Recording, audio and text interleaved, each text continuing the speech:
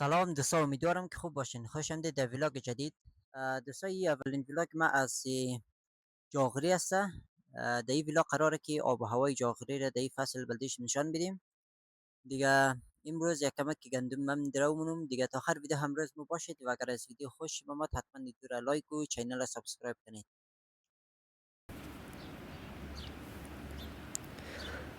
دوستا، یک دانه داست گرفتم و یک دانه دیستکش دیگه. باید دیستکش میگرفتم به خاطر اینکه که درست آل افتره و نکتم و امکان داره داست دیست بخوره.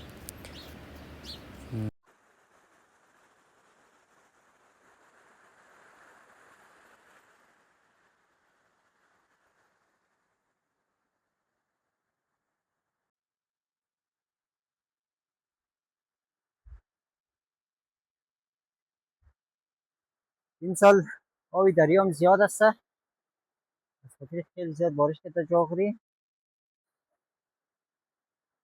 ما هنوز همدم اینجا این اولین روز مثل که همدم لب دریا.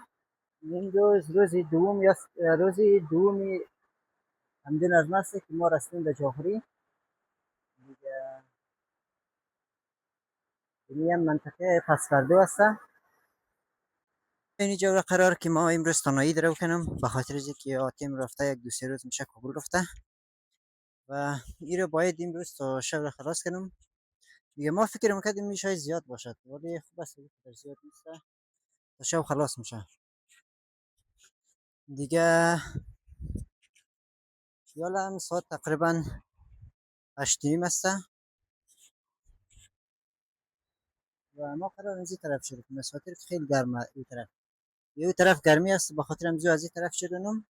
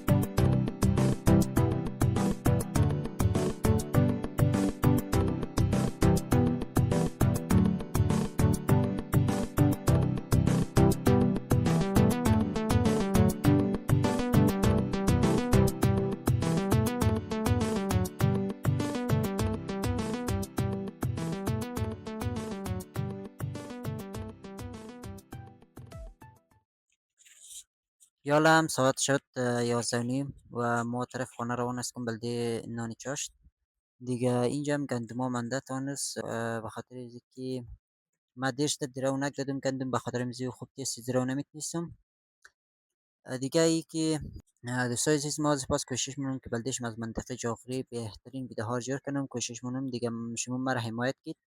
دیگه حتما این ویدیو را لایک کنید، چینل را سابسکرایب کنید و در کامنت نظرات نوشته کنید و بگید که از کجاها ویدیو بسازم و در مورد چی ویدیو بسازم. دیگه منتظر ویدیوهای بعدی باشید. خدا